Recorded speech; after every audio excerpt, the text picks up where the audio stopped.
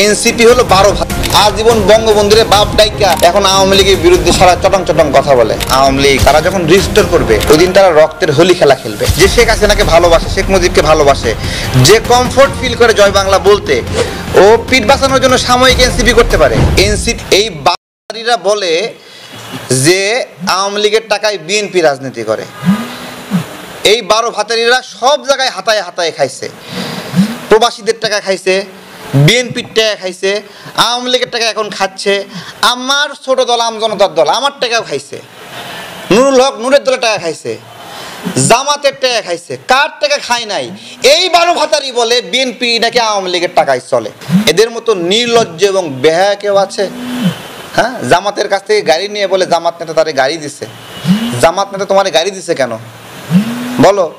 হাসনাত তো জবাব দিতে পারে নাই এখনো। ওর প্রথম মিটিং, গণঅভ্যুত্থানের প্রথম মিটিংটাই ছিল শ্রমিক লীগ নেতার বাসায়। ও তো প্রথমেই লোভ সামলাতে পারেনি, শ্রমিক লীগ নেতার বাসায় ঢং ঢং করে গিয়ে মিটিং করতেছে। হ্যাঁ, ও আওয়ামী লীগের বিদ্বেষ, আজীবন বঙ্গবন্ধুরে বাপ ডাইকা এখন আওয়ামী লীগের বিরুদ্ধে সারা চটং কথা বলে। তো এই সব 12 ভাতারিদের কথা আমাদেরকে বললেন না। আর এই দলটাও আসলে 12 ভাতারি। এখানে সমকামী ঢুকে গেছে, নাস্তিক ঢুকে গেছে, বাম, এরা গোসল করে না ঠিক মতো, বুঝছেন? বামদের একটা কথা আছে, এরা যখন নাকি রাগে শীতে তখন 3 দিন নাকি গোসল করে না।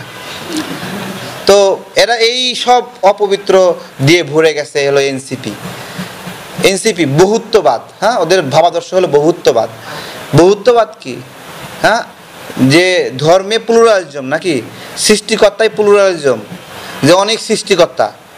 বহুত্ববাদের জায়গায় ইসলামে আছে নাকি? তাহলে এতগুলো মানুষ যে বাংলাদেশে মুসলিম সব চুপ করে থাকবে? ফ্যাসিবাদকে চ্যালেঞ্জ করেছি, মানে ক্ষমতাকে চ্যালেঞ্জ করেছি, তাই না? তো এখন যারা ফ্যাসিবাদ হয়ে উঠছে তারা আমার কি মায়ের পেটে ভাই নাকি যে আমি তাকে চ্যালেঞ্জ করব না, তাই না? আসিফ নিয়োগ জালিয়াতি করতেছে, নিয়োগ বাণিজ্য করতেছে, তো আমার মায়ের পেটের ভাই হলে তোরে ভুল ধরবো আমি? তাহলে ও ফ্যাসিবাদ হয়ে ও আমার সাথে লড়াই করছে দেখে আমি ওর বিরুদ্ধে বলবো না? বিএনপির সাথে একসাথে লড়াই করতেছি, বিএনপি সামনে ক্ষমতায় আসবে, তো আমি রাজনৈতিক একজন কর্মী হিসেবে, অ্যাক্টিভিস্ট হিসেবে বিএনপির ভুল ধরবো না? বিএনপি ভুল করলে বিএনপি নিয়ে এখন কথা কম বলি কেন? বিএনপি নিজেই এখনও মজলুম। এই আসিফ তার এলাকায় ওসি দিয়ে, পুলিশ সুপার দিয়ে ওখানে বিএনপি নেতা কর্মীদেরকে হ্যারাসমেন্ট করতেছে, হয়রানি করতেছে, এখনও করতেছে। তাহলে এই মানুষগুলোর হয়রানি, মজলুম মানুষগুলোর মজলুম হয়ে থাকার তো শেষই হয়নি। তা আমি এখন মজলুমের পিছনে লাগবো নাকি? আমি কি পাগল হয়েছি নাকি? আমি তো এখন আওয়ামী লীগ নিয়েও বেশি একটা বলি না, কারণ আওয়ামী লীগ মরে গেছে। আওয়ামী লীগ নিয়ে কি বলবো? মরারে লাথি মারে লাভ আছে নাকি? ও নড়বে নাকি? হ্যাঁ, লাথি তো মারমো তাকে যে আমার অধিকারকে কাড়ে নিতেছে, লাথি মারমো তারে যে আমার ভোটাধিকার কাড়ে নিতেছে, লাথি মারমো তাকে যে আমার বন্দর বিদেশকে দিয়ে দিচ্ছে, লাথি মারমো তাকে যে বিদেশি ষড়যন্ত্রে পা দিচ্ছে, যে বিদেশের দালালি করতেছে, আমি ওরে লাথি মারমো। আমি কেন আমার রাজনৈতিক সহকর্মী যে এখনো ক্ষমতায় যায়নি তার পিছিয়ে লাগবো? তার ভুল হতে পারে, ভ্রান্তি হতে পারে, ফোন দিয়ে বলি ভাই আপনাদের ভালো লাগতেছে না, বলি বিএনপি দিয়ে বলি, জামাতকে বলি ভাই এটা ভালো লাগতেছে না, বলে ফোনে বলি। কিন্তু তারা তো ক্ষমতার অংশীদার হয়নি এখনো, তারা তো ক্ষমতায় যায়নি। আমি কেন মজলুমদের বিরুদ্ধে লাগবো? আপনার কথা সঠিক যে একে অপরের পিছনে লাগছি কেন? আমরা তো একে অপরের পিছনে নাই এখানে, আমরা এখনো মজলুম অবস্থায় আছি। আর এই মজলুমদের একটা অংশ ক্ষমতা পাইছে, ক্ষমতা পাইয়ে তারা দৈত্য হয়ে গেছে, দানব হয়ে গেছে। তারা ফেরেস্তা ছিল, তাই তো? এখন ফেরেস্তা, আল্লাহ 2জন ফেরেস্তা পাঠাইছিল, এই 2 ফেরেস্তা পাঠাইছে, বলছে তো, ওরা বলছিল যে আল্লাহ মানুষ খারাপ, আমরা দুনিয়াতে গিয়ে একবারে ভালো হয়ে থাকবো। এখন 2 ফেরেস্তা একজন নারীরে সামনে পায়, 2জন মিলে যুদ্ধ লাগাইতেছে নারীরে কে নিবে। তো ইউনূস সরকার হলো এই ফেরেস্তার মতো, আইসা নারীরে খাওয়ার জন্য তারা বসে গেছে। এখন আল্লাহ তো 2 ফেরেস্তারা এখনো পাহাড়ের এখানে উল্টা দিক করে ঝুলাই রাখছে। তা ফেরেস্তারা যদি ঝুলাই রাখে তাহলে আমরা ইউনূসে ঝুলাবো না? ভারত, শেখ হাসিনা, এই বিষয়গুলো না, আওয়ামী লীগ, এগুলো বাসি হয়ে গেছে, কিছুই না। আওয়ামী লীগের স্বাভাবিক অবস্থায় ফিরতে এই 5 থেকে 6 বছর লাগবে। তাকে নিষিদ্ধ করেন আর কবরের 70 হাত নিচে পোতায় রাখেন, সে 5-6 বছরের মধ্যে এখান থেকে আবার জীবিত হবে। অন্য দল জীবিত হতে যত সময় লাগে তার চেয়ে সে দ্রুত জীবিত হবে। তার অর্থনৈতিক সক্ষমতা, তার বুদ্ধিভিত্তিক সক্ষমতা, অনলাইন জগতের সক্ষমতা, প্রযুক্তিগত সক্ষমতা, আন্তর্জাতিকভাবে তাদের একটা যে স্টেক হোল্ডারশিপ আছে, এই সমস্ত কিছু কারণে তাদের সময় লাগবে 5 থেকে 6 বছরের মধ্যে। তাদেরকে এই যে নিষিদ্ধ করলেন, এই নিষিদ্ধ করার ফলে তারা যখন রিস্টোর করবে ওই দিন তারা রক্তের হোলি খেলা খেলবে। ঠিক আছে, আমরা এটাই বলছিলাম যে এই প্রক্রিয়াটা সঠিক হচ্ছে না। এই প্রক্রিয়াটা সঠিক হচ্ছে না কেন? কারণ আওয়ামী লীগকে যদি আওয়ামী লীগ হিসেবে রাখতেন অন্তত 5টা বছর ওরা চুপ করে থাকতো। আজকে এই আওয়ামী লীগকে যখন বিএনপির মধ্যে নেওয়া হচ্ছে, এই আওয়ামী লীগকে যখন জামাতের মধ্যে নেওয়া হচ্ছে, এই আওয়ামী লীগের টাকা পয়সা অর্থকরীর উপর যখন এনসিপি ভর করছে, ওরা কিন্তু একটা স্ট্যাবিলিটি পাচ্ছে। ওরা কিন্তু আওয়ামী লীগ হিসেবে থাকলে এই স্ট্যাবিলিটি পাইতো না। তো যে আওয়ামী লীগ যে শেখ হাসিনাকে ভালোবাসে, শেখ মুজিবকে ভালোবাসে, যে কমফোর্ট ফিল করে জয় বাংলা বলতে, ও পিঠ বাঁচানোর জন্য সাময়িক এনসিপি করতে পারে। ও যখন স্পেস পাবে তখন ওইখানে ঘুরায়ে কৈশাটা চট দিবে এনসিপিরে। বহুত বাটপারি করছে, সর এখান থেকে। এটা করবে না, ওরা করবে না। তাহলে আমরা বলতেছিলাম এইটাই, সবাই এখন আওয়ামী লীগ হয়ে গেছে বিধবার বউ, মানে ওই যে মানে স্বামী পরিত্যক্তা বউ হয়ে গেছে। এখন সবাই এই আওয়ামী লীগের সেবা যত্নে লিপ্ত হয়ে গেছে। ঠিক আছে, সবাই সেবা যত্ন করতেছে, কেউ আওয়ামী লীগকে মানে হলো বিভিন্ন। আমরা আসলে এই বিষয়গুলো নিয়ে এখন কি করবেন, এক দল টানতেছে, আরেক দল না টানলে আবার হেরা পিছায় পড়ে, তাই না? এখন এনসিপি হর হামেশা আওয়ামী লীগের ভিতরে ঢুকাইতেছে, ঘরে ঢুকাইতেছে। এই দিকে বিএনপি ঘোষণাতেছে যে আওয়ামী লীগের ফেরেস্তা যারা আছে তারা সদস্য হতে পারবে। বিএনপি নিজেই এখনো মজলুম, আর এই মজলুমদের একটা অংশ ক্ষমতা পাইছে। ক্ষমতা পাইয়ে তারা দৈত্য হয়ে গেছে, দানব হয়ে গেছে। তারা ফেরেস্তা ছিল, তাই তো? মরারে লাথি মারে লাভ আছে নাকি? ও নড়বে নাকি?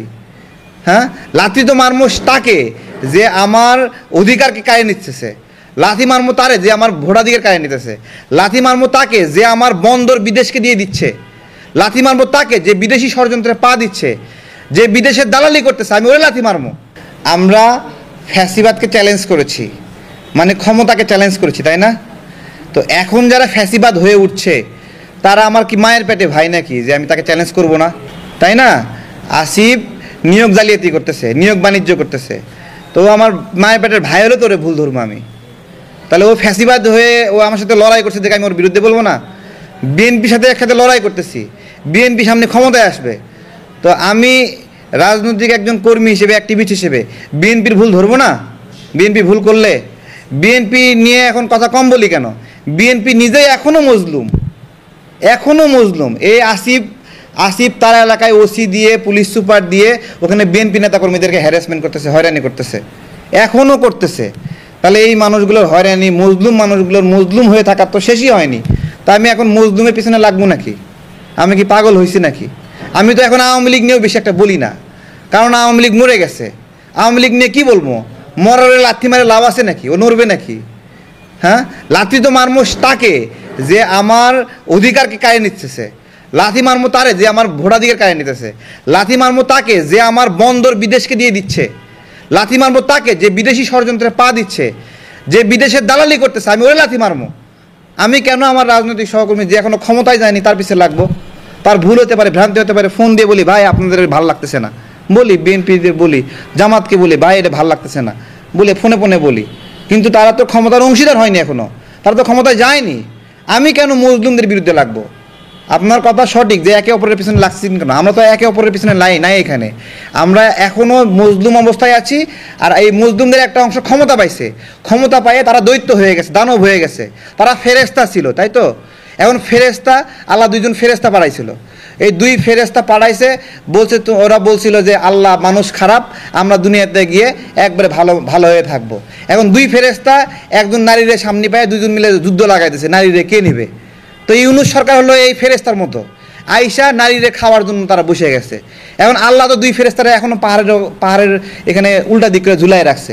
তা ফেরেস্তারা যদি ঝুলাই রাখে তাহলে আমরা ইউনূসে ঝুলামো না? ইশরাক ভাই অন্তত 2 লাখ বেশি ভোট পাইতো, তাই না? আচ্ছা, ইশরাক ভাই আদালতে কেন গেছে? আদালতে গেছে এই জন্য যে তিনি বেশি ভোট পেয়েছেন, তাকে হারিয়ে দেওয়া হয়েছে, তাই না? আদালত কি বলবে? সে হারছে না জিতছে, তাই তো? তাপসের মেয়র হওয়া বৈধ নাকি অবৈধ? তাহলে এই জায়গায় আদালত বলছে যে তাপস জেতে নাই, তাহলে তার প্রতিদ্বন্দ্বী যদি না জেতে তাহলে জেতে কে আসলে? আসিফ মাহমুদ শয়তানি করতেছে, বলতেছে যে রাত 12টার দিকে এই হয়েছে ওই হয়েছে, প্রজ্ঞাপন রাতে পাঠাইছে, বিভিন্ন কিছু। তো রাত 12টার দিকে এই সরকারের স্বরাষ্ট্র উপদেষ্টা সংবাদ সম্মেলন করে, অনেক ডিসিশন রাতে নিছে না? সেটাও বড় কথা না।